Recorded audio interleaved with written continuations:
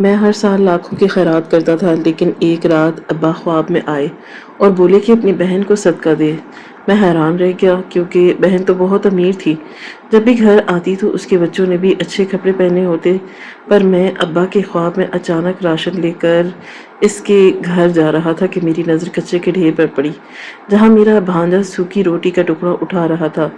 مجھے دیکھ کر بولا کہ ماما کو بھوک لگی ہے، تو دماغ گھوم گیا اور اسے لے کر گھر کے اندر پہنچا تو سامنے میرا نام ارسلان ہے اور شہر کے سب سے بڑی کپڑا مارکیٹ میں میری کئی دکانیں ہیں اور ایک بڑا کارخانہ۔ اللہ کا دیا سب کچھ ہے، دولت کی ریل پیل اور عزت بھی ایسی کہ جب مارکیٹ سے گزرتا ہوں تو لوگ احتراماً کھڑے ہو جاتے ہیں۔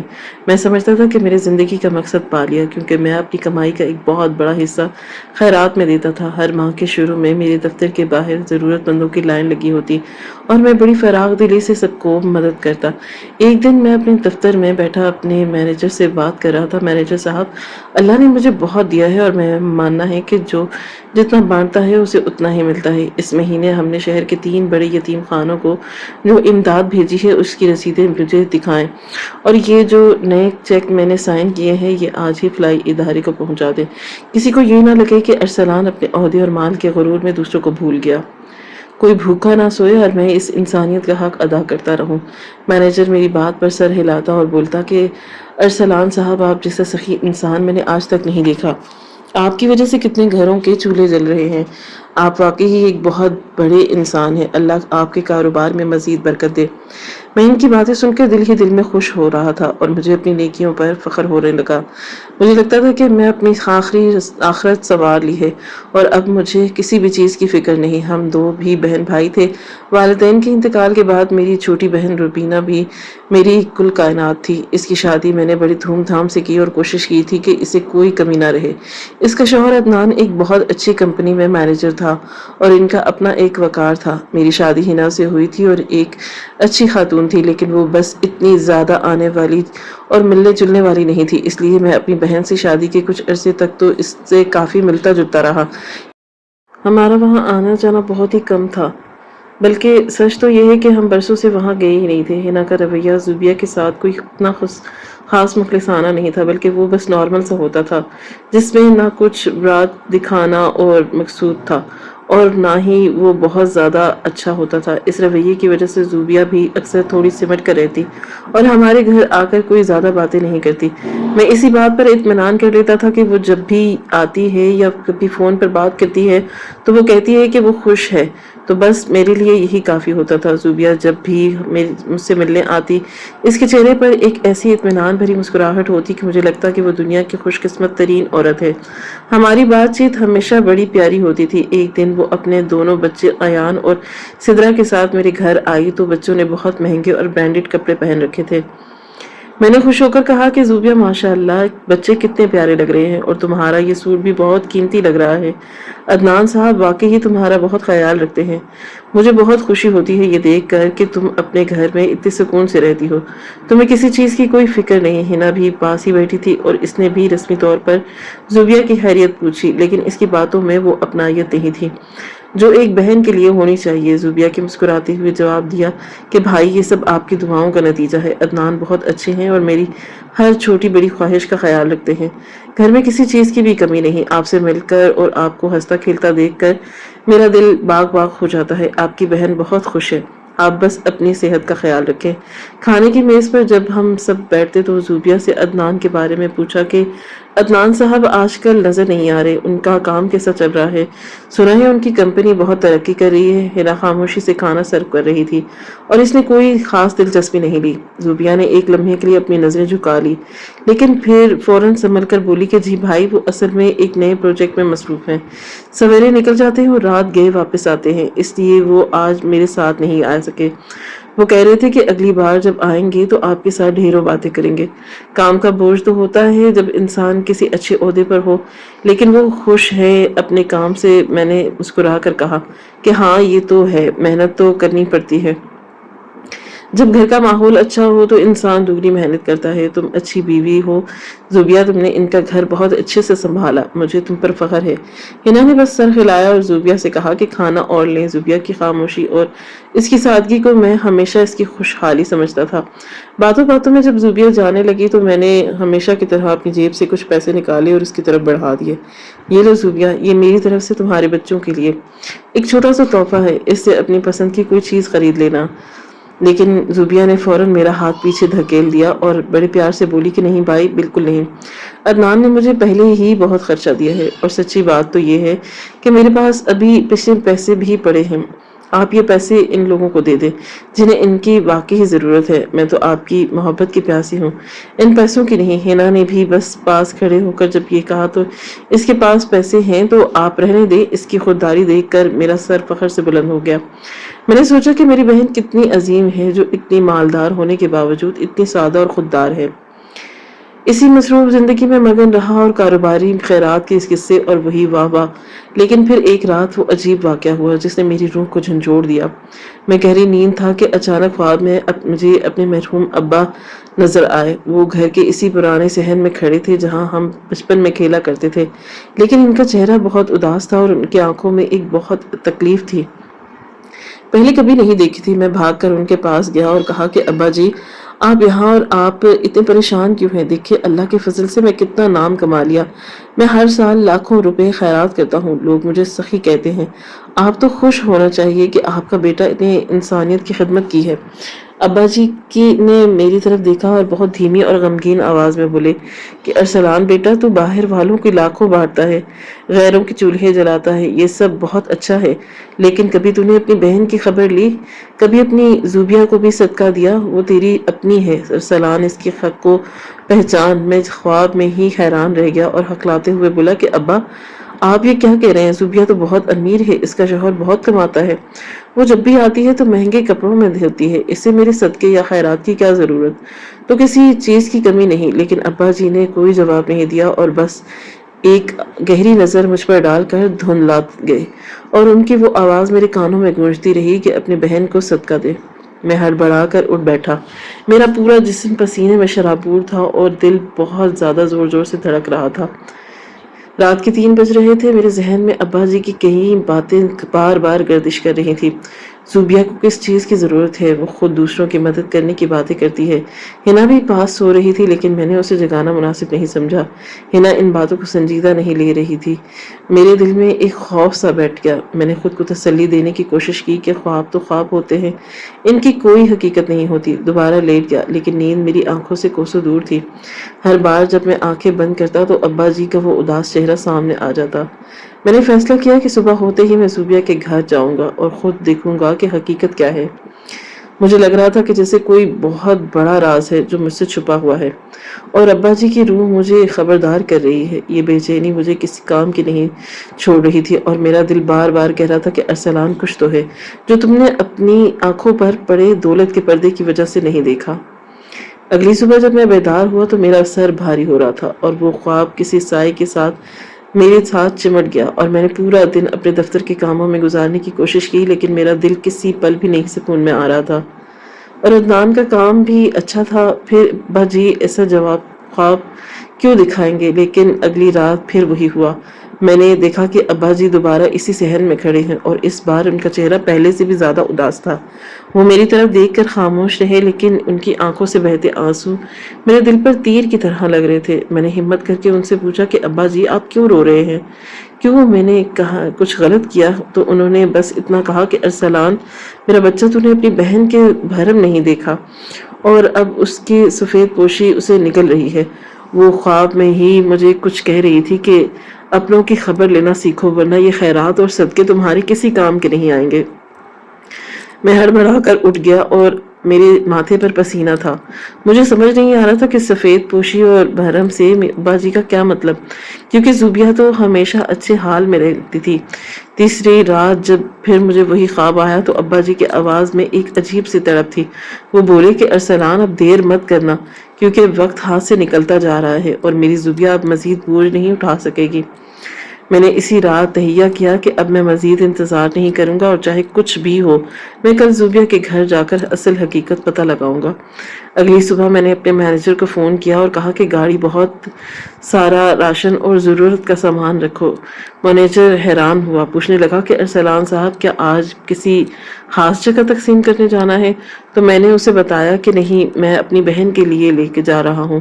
وہ خاموش ہو گیا، لیکن اس کے چہرے سے لگ رہا تھا کہ وہ سوچ رہا ہے کہ اتنی امیر بہن کے لیے راشن لے جانے کی کیا ضرورت ہے۔ میں نے گاڑی میں آٹا، چینی، دالیں، گھی اور بچوں کے لیے ڈھیر سارے پھل اور کھلونے رکھوائے اور زوبیہ کے گھر کی طرف روانہ ہو گیا۔ راستے بھر میرا دل دھڑکتا رہا اور میں بار بار یہی سوچتا رہا کہ اگر زوبیہ یہ سب دیکھ کر برا منایا تو اسے کیا جواب دوں گا۔ میں نے سوچا کہ میں اسے کہوں گا کہ یہ بس اللہ کی راہ میں دینے نکلا تھا، تو سوچا کہ پہلے تمہیں دے دوں۔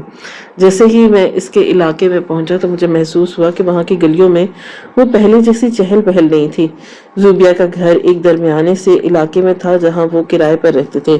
میں نے گاڑی گلی کے موڑ پر روکی تو میری نظر ایک کچرے کے ڈھیر پر پڑی جہاں ایک چھوٹا سا بچہ جھکا ہوا تھا، کچھ تلاش کر رہا تھا۔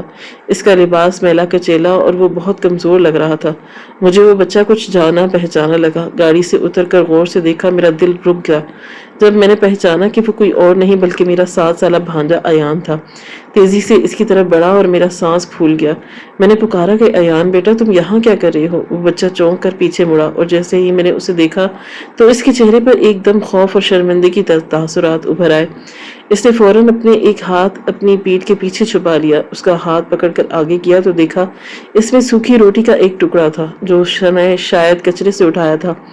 میں نے لرزتی ہوئی آواز میں پوچھا کہ ایان یہ کیا ہے اور تم یہاں اس حال میں کیا کر رہے ہو؟ ایان نے روتے ہوئے ہچکیاں لیتے ہوئے بولا کہ مامو جان مجھے معاف کر دینا، بس ماما کے لیے کچھ ڈھونڈ رہا تھا۔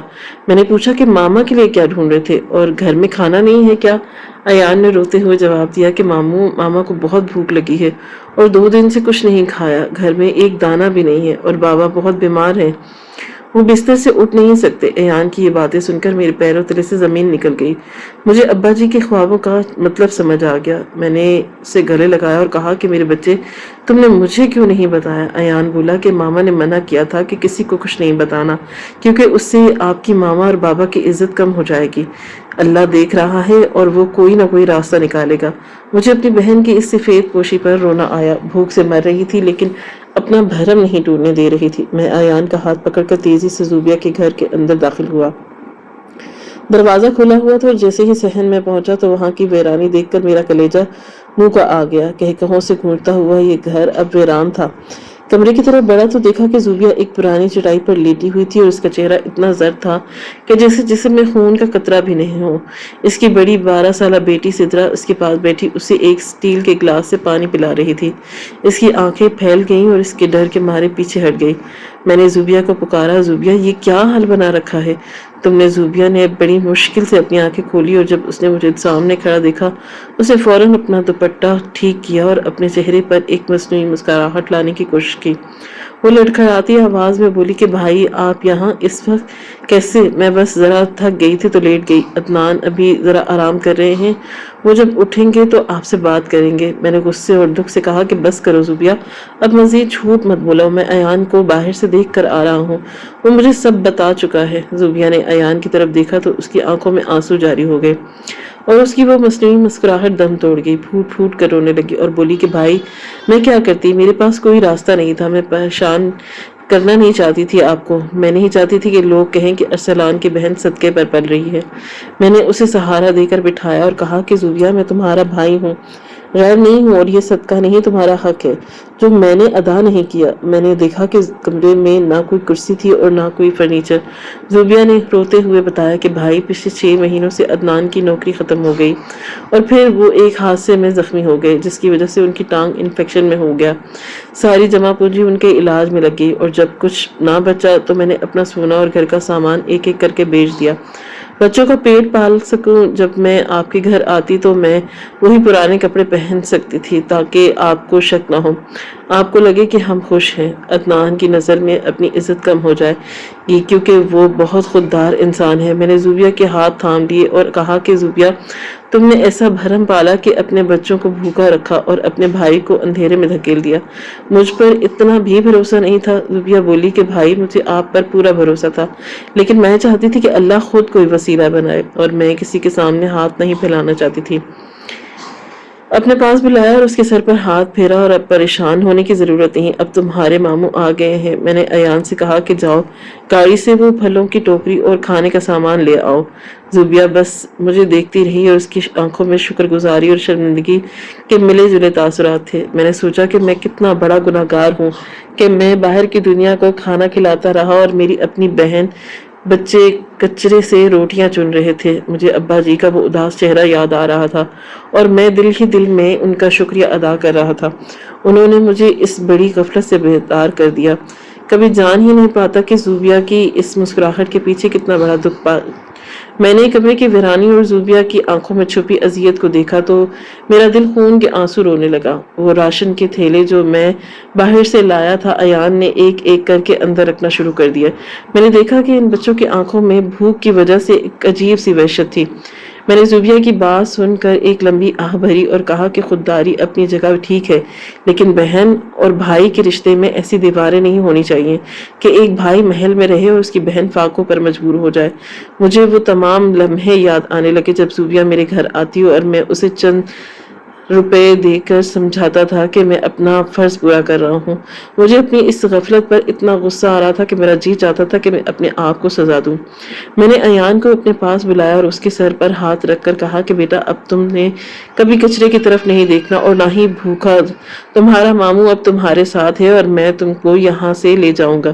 زوبیہ نے ہچکچاتے ہوئے کہا کہ بھائی ہم یہاں سے کیسے جا سکتے ہیں؟ عدنان صاحب کی حالت بہت خراب ہے، وہ بستر سے ہل بھی نہیں سکتے۔ میں نے کہا کہ تم ان کی فکر مت کرو، میں نے سب سوچ لیا ہے اور میں ابھی اپنے ملے کو فون کرتا ہوں، وہ ایمبولینس لے کر آ جائیں گے۔ ہم عدنان صاحب کو شہر کے سب سے بہترین ہسپتال داخل کروائیں گے۔ اور اسے سخت لہجے میں ہدایت دی کہ فوراً ایک بڑی ایمبولینس اور کچھ مزدور کو لے کر اس پتے پر پہنچو۔ زوبیہ خاموشی سے مجھے دیکھ رہی تھی اور شاید اسے اب بھی یقین نہیں آ رہا تھا کہ اس اذیت کے دن ختم ہونے والے ہیں۔ میں نے کمرے کے دوسرے کونے میں بستر پر پڑے عدنان صاحب کی طرف دیکھا تو میرا کلیجہ کٹ گیا۔ وہ شخص جو کبھی کتنا روبدار اور صحت مند ہوتا تھا صرف ہڈیوں کا ڈھانچہ بن کر رہ گیا۔ ان کے قریب گیا اور ان کا ہاتھ تھاما اور کہا کہ عدنان صاحب مجھے معاف کر دیں، میں نے آپ لوگوں کی خبر لینے میں دیر کر دی۔ عدنان صاحب نے بڑی مشکل سے اپنی آنکھیں کھولی اور ان کی آنکھوں کے گوشوں میں آنسو نکل رہے تھے۔ ان کی کنپٹیوں تک بہہ چکے تھے لیکن ان کے حلق سے آواز نہیں نکل رہی تھی۔ میں نے ان کے سر پر ہاتھ رکھا اور کہا کہ آپ کو بولنے کی ضرورت نہیں، میں سب سمجھ گیا ہوں، اب آپ میرے مہمان ہیں اور آپ کا علاج میری ذمہ داری۔ زوبیہ نے بتایا کہ بھائی ان کا زخم اتنا گہرا ہو چکا ہے کہ ڈاکٹروں نے آپریشن کا کہا، لیکن ہمارے پاس تو دوائی کے بھی پیسے نہیں تھے۔ زوبیہ کو تسلی دی اور کہا کہ اللہ بہت بڑا ہے اور اس نے مجھے بروقت یہاں بھیج دیا۔ تھوڑی ہی دیر میں ایمبولینس کی آواز گلی میں گونجنے لگی اور میرے کچھ ملازمین بھی وہاں پہنچ گئے۔ میں نے دیکھا کہ محلے کے لوگ اپنے گھروں کی کھڑکیوں سے جھانک رہے تھے اور شاید وہ حیران تھے کہ گھر کے باہر اتنی بڑی گاڑیاں اور ایمبولینس کیسے کھڑی۔ میں نے ملازموں کو حکم دیا کہ عدنان صاحب کو بہت احتیاط سے اسٹریچر پر لٹا کر ایمبولینس میں منتقل کریں۔ زوبیہ نے اپنے اور بچوں کے چند کپڑے ایک بیگ میں رکھے اور بچوں کو ہاتھ پکڑ کر گھر سے باہر نکلنے لگی۔ اس نے ایک آخری نظر اس اجڑے ہوئے گھر پر ڈالی جس نے اس کی سفید پوشی کے کتنے ہی راز اپنے سینے میں دفن کر رکھے تھے۔ میں نے دیکھا کہ اس کے چہرے پر ایک عجیب سا اطمینان تھا، جیسے اس کے کندھوں سے کوئی بہت بڑا بوجھ اتر گیا ہو۔ جب ہم ہسپتال پہنچے تو میں نے عدنان صاحب کو فوراً ایمرجنسی میں داخل کروایا اور ڈاکٹر سے کہا کہ انہیں دنیا کی بہترین سہولتیں فراہم کریں۔ میں نے زوبیہ اور بچوں کو ہسپتال کی وی آئی پی ویٹنگ ایریا میں بٹھایا اور ان کے لیے کھانا منگوایا۔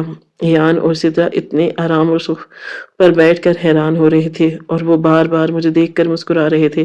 زوبیہ ابھی بھی کچھ سہمی ہوئی تھی تو میں نے اس سے پاس جا کر کہا کہ زوبیہ اب تم بالکل پریشان مت ہو اور یہ سمجھو کہ تمہارے دکھ اب ختم ہو گئے۔ میں نے فیصلہ کیا ہے کہ جب تک عدنان صاحب مکمل ٹھیک نہیں ہو جاتے تم لوگ میرے ساتھ میرے گھر رہو گے اور اس کے بعد بھی میں تم لوگوں کو اس پرانے گھر میں واپس نہیں جانے دوں گا۔ زوبیہ نے کہا کہ بھائی آپ کا بہت احسان ہے لیکن میں نہیں چاہتی کہ بھابھی کو ہمارے آنے سے کوئی تکلیف ہو۔ میں نے ان کی بات کاٹتے ہوئے کہا کہ تمہاری بھابھی کا دل بہت بڑا ہے اور وہ تو خود تمہیں بہت یاد کرتی ہیں، اصل میرا قصور ہے۔ میں اپنی مصروفیت اور اپنی نام نہاد نیکیوں میں اتنا مصروف تھا کہ مجھے اپنے گھر کی دیواروں کے پیچھے چھپی تکلیف نظر ہی نہیں آئی۔ سدرا میرے قریب آئی اور میرا ہاتھ پکڑ کر بولی کہ ماموں کا کیا اب بابا دوبارہ چل سکیں گے اور کیا ہمیں دوبارہ ان کالی گلی میں نہیں جانا پڑے گا؟ میں اسے گود میں اٹھایا، اس کے ماتھے پر پیار کرتے ہوئے کہا کہ ہاں میری جان، اب تمہارے بابا بالکل ٹھیک ہو جائیں گے اور ہم ایک بہت پیارے سے گھر میں جائیں گے جہاں ڈھیر سارے کھلونے اور اچھا کھانا ہوگا۔ ایان نے شرماتے ہوئے کہا کہ ماموں کیا مجھے دوبارہ اسکول جانے کا موقع ملے گا؟ کیونکہ میری کتابیں تو بک گئی تھیں۔ میرے آنسو نکل آئے اور میں نے اسے سینے سے لگا لیا اور سوچا کہ میں کتنا بڑا مجرم ہوں، میں نے ان معصوم بچوں کے بچپن کو چھین کر ضائع کر دیا۔ بچوں کو شہر کے سب سے اچھے اسکول میں جائے گا اور اسے کبھی کسی چیز کی کمی نہیں ہوگی۔ شام کے وقت جب ڈاکٹر باہر آئے تو انہوں نے بتایا عدنان صاحب کی حالت تشویشناک ہے، لیکن اگر وہ بر وقت علاج شروع ہو گیا تو وہ بچ سکتے ہیں۔ میں نے ڈاکٹر سے کہا کہ پیسوں کی فکر نہ کریں، انہیں کسی طرح ٹھیک کر دیں۔ زوبیہ نماز پڑھنے کے لیے ہسپتال کے ایک صاف ستھرے خالی کمرے میں جہاں جائے نماز بھی تھی اور جو نماز کے لیے استعمال ہوتا تھا، معافی مانگنے لگا۔ مجھے ابا جی کا وہ خواب بار بار یاد آ رہا تھا، مجھے دیکھ کر مسکرا رہے تھے۔ میں نے پوچھا کہ اگر میں اس رات وہ خواب نہ دیکھتا تو شاید آج زوبیہ کا سہاگ اجڑ چکا ہوتا اور یہ بچے یتیم ہو چکے ہوتے، اور خیرات کا مطلب صرف پیسہ بانٹنا نہیں بلکہ اپنوں کے دکھوں کو محسوس کرنا اور ان کی عزت نفس کا خیال رکھتے ہوئے ان کا ہاتھ تھامنا اصل نیکی ہے۔ میں نے اپنے مینیجر کو دوبارہ فون کیا اور اسے کہا کہ میرے گھر کے پورشن کو فوراً صاف کروایا جائے اور وہاں بچوں کے لیے نئے بیڈ اور ضرورت کا دوسرا سامان بھی تیار کیا جائے۔ یہ محسوس نہ ہو کہ کسی پر بوجھ ہے، بلکہ اسے یہ لگے کہ وہ اپنے ہی گھر واپس آ رہی ہے۔ میری آنکھوں میں نیند نہیں تھی، میں اسپتال کے راہداریوں میں ٹہلتا رہا اور اپنی زندگی کے پچھلے کئی سالوں کو حساب کرتا رہا۔ مجھے احساس ہوا میں نے کتنا مال غیروں پر خرچ کیا، اس کا شاید اتنا اجر نہ ملے جتنا اجر مجھے زوبیہ کے ان آنسوں کو پوچھنے سے ملے گا۔ میں نے تہیہ کر لیا تھا کہ اب سے میری پہلی ترجیح میرے اپنے رشتے ہوں گے اور میں کبھی بھی کسی کو اس طرح سفید پوشی کے بھرم میں تڑپنے نہیں دوں گا۔ زوبیہ جب نماز پڑھ کر واپس آئی تو اس کا چہرہ بہت سکون تھا۔ اس نے مجھ سے کہا کہ بھائی، میں نے اللہ سے آپ کے لیے بہت دعا کی ہے، اس نے آپ کے دل میں میرے لیے اتنی تڑپ پیدا کر دی۔ میں نے مسکرا کر کہا کہ زوبیہ، یہ سب اللہ کا کرم ہے اور ابا جی کی دعا جو مجھے کھینچ کر تمہارے پاس لے آئی۔ ہم سب اب ایک ہی نئی زندگی کا آغاز کریں گے جہاں دکھوں کا کوئی گزر نہیں ہوگا اور محبت ہی ہمارا واحد سہارا تھے۔ اسپتال کی اس طویل اور تھکا دینے والی رات کے بعد جب صبح کی پہلی کرن کھڑکی سے اندر آئی تو وہ اپنے ساتھ زندگی کی ایک نئی امید لے کر آئی۔ ڈاکٹر نے مسکراتے ہوئے میرے کندھے پر ہاتھ رکھا اور کہا کہ ارسلان صاحب مبارک ہو، آپریشن بالکل کامیاب رہا اور عدنان صاحب اب خطرے سے بالکل باہر ہے۔ یہ سنتے ہی میرے دل سے جیسے ایک بہت بڑا بوجھ اتر گیا اور میں نے دیکھا کہ قریب ہی کھڑی زوبیہ کے چہرے پر تشکر کے آنسو بہہ رہے تھے۔ دیکھو، اللہ نے تمہاری دعا سن لی اور اب سب ٹھیک ہو جائے گا۔ تم بچوں کو لے کر گاڑی میں بیٹھو، ڈسچارج کے کاغذات مکمل کر کے آتا ہوں۔ زوبیہ نے کانپتی آواز میں پوچھا کہ بھائی، کیا ہم واقعی آپ کے گھر جا رہے ہیں؟ میں نے ان کا ہاتھ تھام کر کہا کہ زوبیہ، وہ صرف میرا گھر نہیں، وہ تمہارا بھی ہے اور اب سے تم لوگ وہیں رہو گے۔ جب ہم اپنی گاڑی میں گھر پہنچے تو میرے ذہن میں مسلسل یہ خیال آتا کہ میری بیوی کا حنا کا رویہ کیسا ہوگا، کیونکہ وہ ہمیشہ سے بہت نفاست پسند رہی اور گھر میں اچانک اتنے لوگوں کا آنا شاید اسے پسند نہ آئے۔ لیکن جیسے ہی گاڑی پورچ میں رکی تو میں نے دیکھا کہ حنا پہلے سے ہی دروازے پر کھڑی ہمارا انتظار کر رہی تھی۔ اس کے چہرے پر کوئی ناراضگی نہیں تھی بلکہ ایک عجیب سی ہمدردی تھی۔ میں نے گاڑی سے اتر کر اسے اشارہ کیا تو وہ فوراً آگے بڑھی اور زوبیہ کو اپنے گلے لگا لیا۔ حنا نے بڑے پیار سے کہا کہ زوبیہ، تم نے اتنے سال ہمیں کیوں دور رکھا اور یہ کیا حال بنا دیا اپنا؟ کیا تمہیں ہم پر ذرا بھی بھروسہ نہیں تھا؟ زوبیہ روتے ہوئے بولی کہ بھابھی، میں شرمندہ ہوں، میں بس اپنے سفید پوشی کا بھرم رکھ رہی تھی۔ حنا نے اس کے آنسو پوچھے اور بچوں کی طرف دیکھ کر بولی کہ ایان اور سدرا، تم لوگ اندر چلو، دیکھو میں نے تمہارے لیے کتنے سارے کھلونے منگوائے ہیں اور تمہارے پسندیدہ کھانے تیار کروائے ہیں۔ میں حنا کا یہ روپ دیکھ کر حیران رہ گیا اور میرا دل اللہ کے شکر سے بھر گیا۔ کچھ ہی دیر میں حنا نے بچوں کو نہلا دھلا کر نئے کپڑے پہنائے اور میز پر ڈھیر سارا کھانا سجا تھا۔ دیکھا کہ ایان اور سدرا کی آنکھوں میں خوف اب ختم ہو گیا اور بڑے شوق سے کھانا کھا رہے تھے۔ زوبیہ میرے پاس آ کر بیٹھی اور بولی کہ بھائی، مجھے ابھی تک یقین نہیں آ رہا یہ سب حقیقت ہے۔ میں نے اسے کہا کہ زوبیہ، یہ اللہ کا انعام ہے تمہارے اس صبر پر جو تم نے اتنی مشکل وقت میں کیا۔ ہنا نے ہماری گفتگو میں شامل ہوتے ہوئے کہا کہ ارسلان صاحب، میں نے اوپر والا پورشن مکمل طور پر ان کے لیے خالی کروا دیا اور وہاں کا سارا فرنیچر بھی تبدیل کروا دیا تاکہ زوبیہ کو یہ نہ لگے کہ وہ کسی کے کمرے میں رہ رہی ہے۔ زوبیہ نے ہچکچاتے ہوئے کہا کہ بھابی، اس کی کیا ضرورت تھی؟ ہم تو کہیں بھی گزارا کر لیتے۔ ہنا نے اس کا ہاتھ پکڑ کر کہا، نہیں زوبیہ، یہ تمہارا حق ہے اور اب کبھی بھی اپنے آپ کو اکیلا مت سمجھنا۔ میں نے ہنا سے اکیلے میں پوچھا کہ تم نے یہ سب اتنی جلدی کیسے مینج کیا؟ تو اس نے بتایا کہ اس نے میرے مینیجر کو کال کی تھی، جس سے اسے حقیقت کا علم ہوا اور احساس ہوا کہ ہم کتنے غافل تھے۔ ہماری اپنی بہن اس حال میں تھی اور ہم یہاں اپنی زندگی میں مگن تھے۔ اس دن مجھے احساس ہوا کہ میری بیوی کا دل کتنا بڑا ہے۔ میں نے سچی خوشی کا پہلا ذائقہ چکھ لیا۔ جب تک عدنان صاحب مکمل ٹھیک نہیں ہو جاتے وہ ہسپتال میں رہیں گے اور زوبیہ بچوں کے ساتھ یہاں سکون سے رہے گی۔ کچھ دن گزرنے کے بعد عدنان صاحب کی حالت اتنی بہتر ہو گئی کہ ڈاکٹروں نے انہیں گھر لے جانے کی اجازت دے دی۔ وہ اسٹریچر پر ہمارے گھر پہنچے تو ان کے چہرے پر ایک عجیب سی ندامت تھی۔ جب وہ سکون سے لیٹ گئے تو میں نے سب کو باہر بھیج دیا اور میں ان سے اکیلے میں بات کر سکوں۔ عدنان صاحب نے میری طرف دیکھا اور ان کی آنکھوں سے آنسو نکلنے لگے۔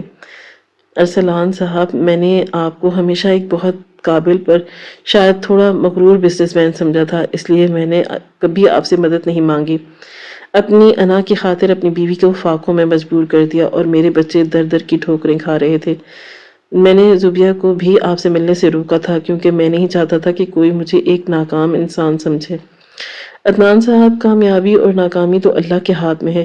بیماری کسی پر بھی آ سکتی ہے۔ آپ کی سب سے بڑی غلطی یہ تھی کہ آپ نے رشتے کو انا سے تولا۔